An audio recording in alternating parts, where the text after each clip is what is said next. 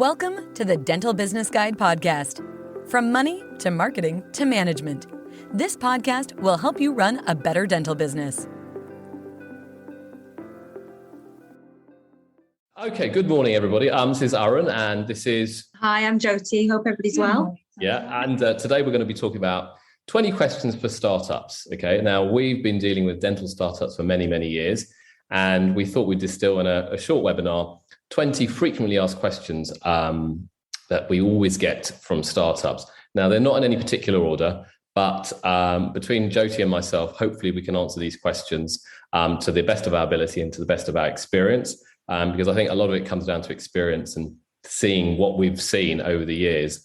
We can certainly help you hopefully make better decisions. So, Jyoti, shall we crack on? Yeah, absolutely. So one of the sort of first questions, main questions that we get is with regards to funding and how much does it cost to set up a dental practice from start to finish? Okay, all right. So yeah, great question.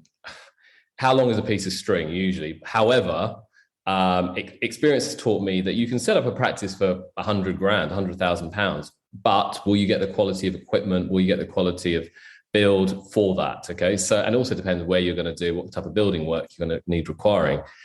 If I look at the average price, though, or average amount of money that clients have spent in the past, we're talking maybe around £200,000 to £300,000 for equipment, decon, building work, that type of thing. Okay, so you've got to have that budget. Now, it doesn't mean you need to have all the money, but that's kind of the realms of money that you'll need.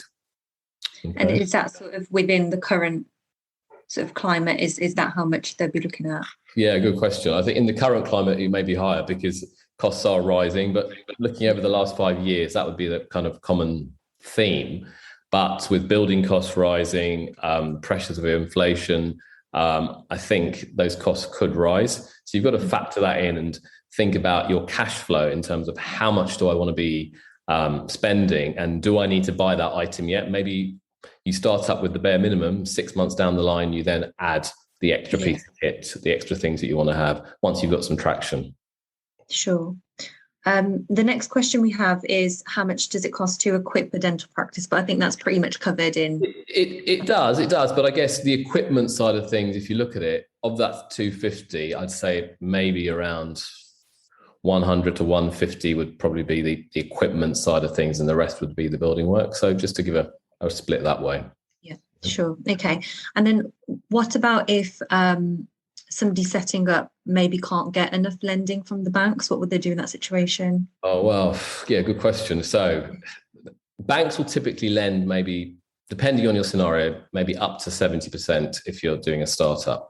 Again, there are lots of ifs and buts, but assume that they can now. But if you can't borrow that money, there are always secondary sources of lending that we can try, and maybe not the non-traditional banks, but other lenders out there. Now, you may have to pay higher interest rates for that, but it's very feasible.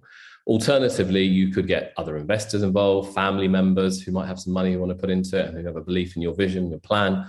So I wouldn't let not having the money stop you. It's just a matter of being, how resourceful are you? Okay, where can I find the funds to invest? And however, whoever's going to lend you the money, you need to have a credible plan, a credible business plan, whether it's a bank or whether it's your mum and dad. It's still money, okay, and you have to make sure you use it carefully. Yeah, that's it. And kind of having sort of like a plan in place for the next year or two, and not kind of putting everything all into one go. Absolutely. I think where I've seen where things go wrong is when people get very excited and the emotion gets involved, and they spend like a lot of money up front and excited, and then no one really comes to the practice. Latest equipment. Absolutely. Latest equipment, the latest iTero, the latest camera, the latest that, okay? But there aren't a sufficient patients to actually warrant that equipment, and that then has a massive impact on cash flow, and that's when the problems arise. So it's really important to manage plan your cash flow spend according to the volume of patients and volume of traffic that will come through to your practice. Yeah. And then out of that sort of total amount, maybe a bit of a difficult question, but how much should they be sort of spending or putting aside for marketing? Yeah, on marketing, I'd say, a good question. You need a good website. Okay, so that could cost you let's say 5K, the basic, okay, for a decent website. but then you could get, just thinking, you could spend money on digital marketing, SEO. And I guess it's a piece of string. So marketing is one of those things you've really got to just test. Okay. And I, as a marketer myself, for all the businesses that we've run over the years, it's some things will work. Okay. But if they don't work, stop them and change your strategy. So there's no kind of definitive number to say, okay, I need to make it, I guess, I suppose the word I'm trying to get across is test, and you will burn money and you will lose money on marketing. Okay. Yeah, I guess you don't know what's going to work, do you? Absolutely. So you've got to be very careful in that respect. And you can burn out your money and then realize, oh my God, it's all over and I've got nothing to run on. So you've got to be very careful in marketing. Yeah. And then with regards to linking in with marketing as well. So another question that we get asked quite a lot is, what's the most effective lead generating strategies? And obviously a website is one of them, but I think a huge thing nowadays is social media, isn't it, really? I guess so. Okay, so I'm a fuddy-duddy here, Josie, and I think social. I know lots of practices do very well in social media. Okay, there's no doubt about it, and especially for the younger generation. But if you look at people at my age, okay, people who need dental treatment perhaps are slightly the older generation. Okay, so are they so active on social media? Probably not. Okay, how often do I use Instagram? Never. Okay. Yeah. But maybe some in your generation, certainly. Okay. But in my generation, I know Instagram. I have an account, but probably use it once a year or twice a year if I'm lucky. So now, I'm of that profile of a patient that may have the money to spend on dental treatment. Okay. Yeah. On private dental treatment. So you have to then think, where are those people? What do they do? So now for me, the first thing, if I'm ever searching for anything, purely is never social media, is Google. Okay. Therefore, my efforts, if I'm marketing a dental practice, would primarily be Google. Okay. Whether it's search or whether it's pay-per-click, that's where I would go. Social media, certainly for a younger generation, would be an obvious place to go for. So if you're marketing to that type of target market, 100%. Okay. Social media. Knowing your demographic, isn't it, of the practice, and then you kind of go from there, I guess. Yeah, no, absolutely. And I know that certain people do very well on the social media side of things and use influencers and stuff to get them patients through the door. But you've got to look at the way up the cost and the results of it at the end of the day. Okay. Lovely. And then with regards to the website itself, what sort of things should be included on the website? Good question. So I think the website has to be simple and clear. Okay, so you've got to have a clear call to action for people to actually want to book on the practice, telephone number, contact, but then profiles of the team, treatments that you carry out. But really where the benefit of a website is that anyone can create a wonderful looking website, but a website that actually ranks on Google is the challenge, okay? And that's where search engine optimization comes. And therefore you need to have regular blogs, regular content update, and really build that profile up in that area that maybe you're trying to dominate. So design is really important. Speed of the site is really, really important. All of these factors make a massive impact on websites. Now, and that doesn't come cheap, and that takes time as well. So you've got to be very aware of that. It doesn't mean that if you create a beautiful practice, you need to have a website that actually matches and gets you the results. Yeah, that's it. And I guess that kind of covers the next question about how you can make the practice stand out from the competitors as well. So not only sort of the look of the practice itself and the outside and the inside, but the actual website as well. Yeah. I think it has to look different. It has to stand out. It has to be fast. It has to be good on mobile. Where do you go? Really, I guess it's people want speed. Okay, people want convenience. Yeah, that's the important thing of a website these days. Sure. Okay. Right. Let's have a look. How long does it take from setup to launch? Yeah, good question. So I'm looking at with a client at the moment. They're trying to negotiate a lease at the moment, okay, and that's been going on for a few months, okay, so that's just negotiating the lease. Then By the time they get the keys, it'll probably be another 3 or 4 months for the building. And then the building work will take another 3 or 4 months. So you're looking, I'd say anything between 6 and 12 months realistically to get it off the ground. You might be lucky if you can get things moving quicker, but the way things are moving, building work, money, all these things, I'd say anything between 6 and 12 months is a kind of realistic time plan. And when Smita and yourself opened up your own practices as well, was that kind of the time frame? Yeah, very much so. Very much so. 6 to 12 months, and it's important to factor that in. It's not going to. Lawyers take their time. CQC take their time. I know you've got a question in a minute. All of these things take time, and you've just got to factor that into your plan. That what you hope might take 3 months might take 9 months in reality. Yeah, that's it. And talking about CQC as well. So one question we get asked a lot is how do they begin what do they need to do with CQC and the whole registration process? How do they start it? How long does it take? So again, it's kind of knowing you've obviously got to register with the CQC for your practice.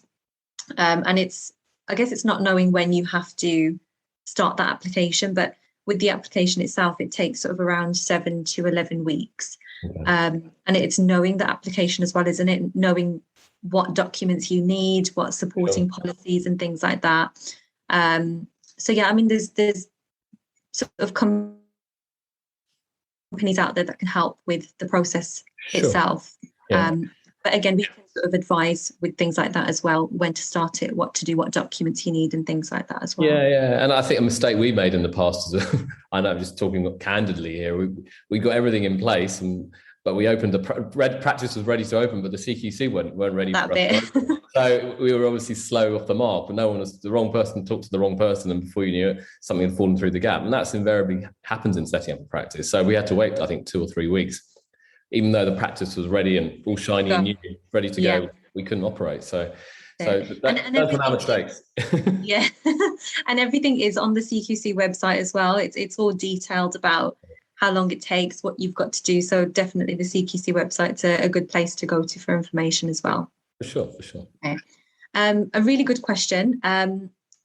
Would you advise, or is it best to go for a leasehold or a freehold property? Okay, good questions. I would personally say when you're doing your first practice, I'd always go for a leasehold.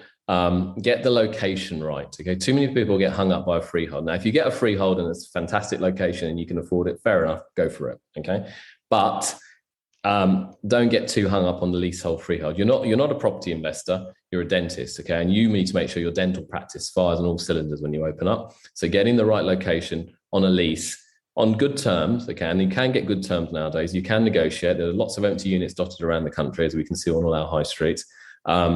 Definitely consider a leasehold, I think, at this stage.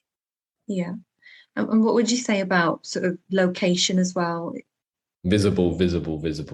Okay, so be by a supermarket, be by a car park, be by a station, whatever it may be next to Costa, whatever it might be. People want to see visible practices. 10 to 50 yards down the road from a Costa may not be good enough. Okay, people come to things that are in prime locations. Okay, being at the end of the high street where there's nothing there, it might be cheaper. There's a reason why it's cheaper.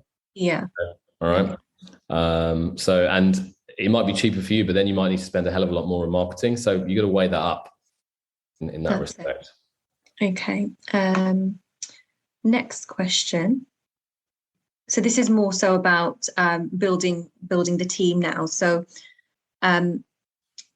how do I recruit and put together the best team, the ideal dental team? Pray.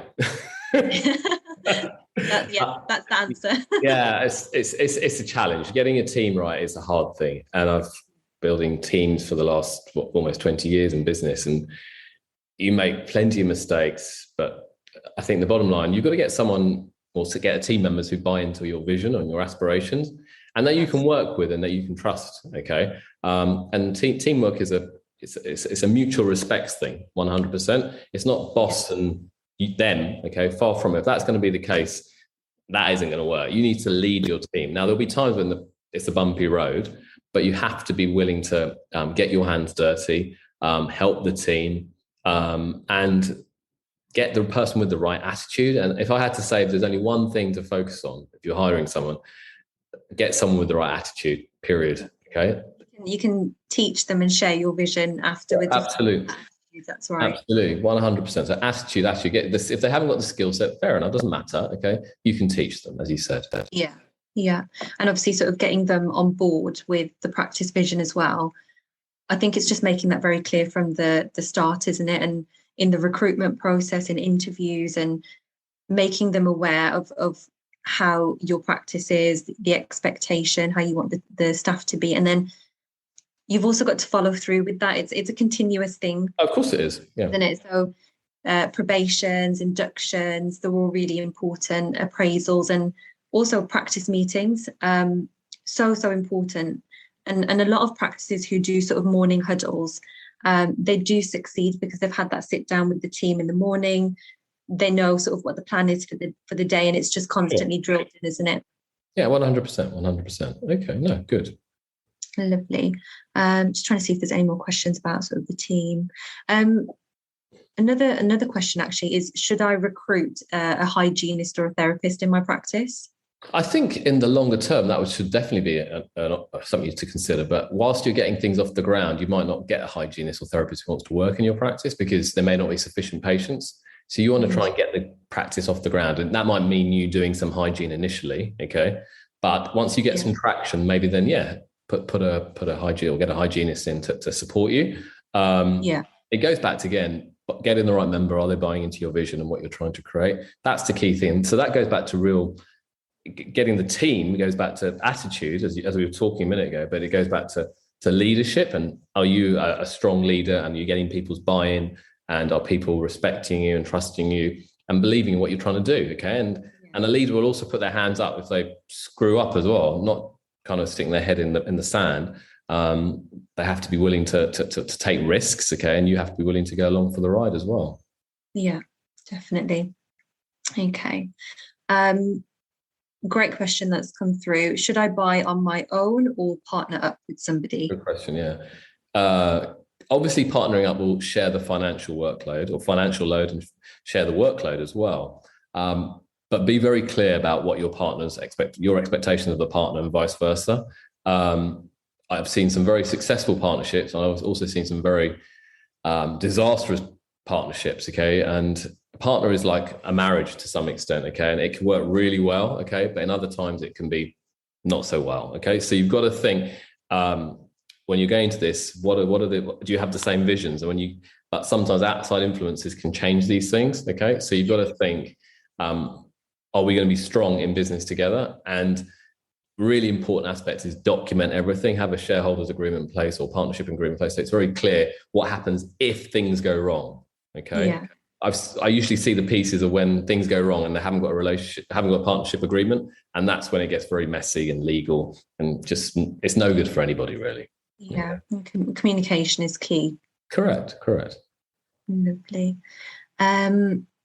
Okay. So now when the practice is open and it's all running, we've got a question about what's the best way to get reviews? Yeah, okay, good question. So, right, obviously you've got to do good treatment firstly and wow the patient. So the first thing is to wow the patient, okay?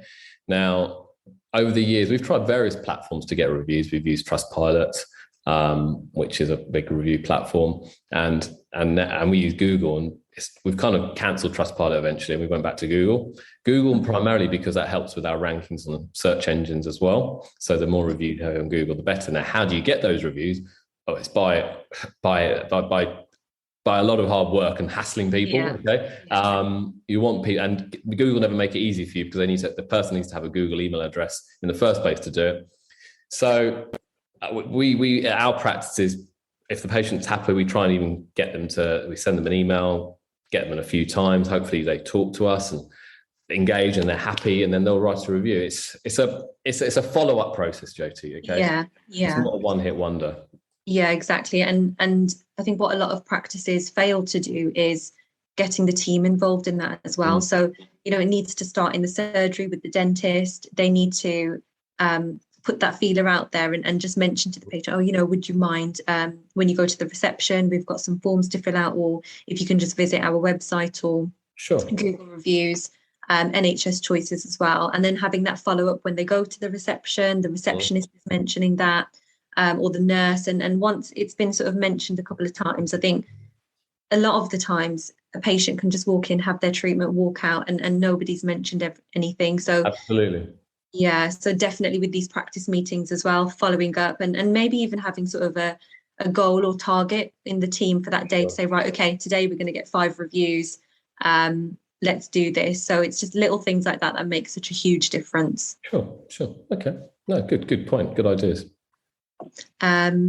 Maintaining footfall into the practice. I think we kind of covered that with a lot of the points. So we have, but I think footfall goes back to physical location, as you mentioned. Okay, yeah. and that means changing your windows, making sure it always looks inviting from the outside. A shabby practice means shabby to a patient, or on the outside means shabby on the outside means shabby on the inside. Okay, yeah. So that's really important as well. So first impressions really count. And you just want that visibility, okay? And I think I've seen people go wrong is they just get the visibility wrong. If you can't see it from the high street, no one's going to come to you, okay? Yeah. And it's going to make your job a lot easier. It might be cheaper on the rent, but there's a reason for it. So exactly, get the physical presence there. Yeah, get that right to begin with. Yeah. And then lastly, what do I do if once I've opened my practice, I start operating at a loss? Well, in terms of you probably, when you start your practice, you will have some losses. Okay, that's the norm as you start up. But obviously, you've got to make sure you have cash flow in place to be able to support those losses for the first, say, 6 months. Now, things continue to go bad. Okay, or continue weekly, and you need to kind of not put your head in the sand. Okay, this means you rolling up your sleeves. Okay. And changing things. It might mean changing staff members. It might mean changing your marketing. It might be changing your website. But business is never straightforward. Okay, business is you're not going to make millions overnight. Okay, the reality of the situation is going to go wrong. Okay, and you'll make mistakes and you will make a loss. That's the true reality of the situation. But if you've got the grit and determination and the vision, and the team around you, whether it's internal team or external advisors, such as people like ourselves, you can make it work, okay? And you've got to really be clear about when you're going to start a business, you're going to make a success of it. Don't accept that you're going to struggle and stuff. And there will be outside influences in life which will make you struggle. It might be a partner saying, oh, you're losing money and I don't like it, and it's affecting your relationships and family and friends and stuff. That may be the case, okay? So you've really got to be determined and believe in yourself, and once you really adjust and be flexible. I think that's a really important aspect as well. Be flexible, because nothing's ever linear in business. Okay, there'll be highs, but there'll be many lows as well emotionally, and you'll be wondering, why on earth did I start this practice up? I can guarantee it. Okay, but if you've got the determination, it'll be worth it. That's it. You've just got to be prepared for those highs and lows, and it's how you deal with it. And like you said, really important in terms of an external team, having a good accountancy team behind you, business advisors like ourselves, that you can just pick up the phone and call. And if you've got any questions, it just makes it all that much easier. Absolutely. Having people to support, you need a support network, and that means external advisors, but also people if your wife or husband or partner or whatever is supportive, it's going to make life a lot easier. Okay. Yeah, definitely. If they're very negative about it, it's just going to be a very tough time. So you've got to get buy-in from the wider family as well. Okay. Or you've got to wear bloody good headphones that you can get noise out. So, all right. Yeah. So great questions out there. And these are questions we've seen invariably time and time again. Yeah, absolutely. And if anybody has any more questions, they've just got to get in touch with us. And we'll do our best to help and advise. Cool, great. And I think one last thing, we have our boot camp coming up in November. Please check us out. It's on the website. You can save some money if you book early. And we hope to see you there. Okay. All these questions and more will be answered for sure. Okay. Brilliant, Jyoti. Thank you so much. Okay. Thank you. Lovely talking to you. Okay. And we will go from there. Yes. Thanks. All right. Thanks, Aaron. Bye. Bye. Bye-bye. Thanks for listening in to the Dental Business Guide podcast. We welcome your feedback, and if you're enjoying it, please let your friends know too. Until the next time on the Dental Business Guide podcast.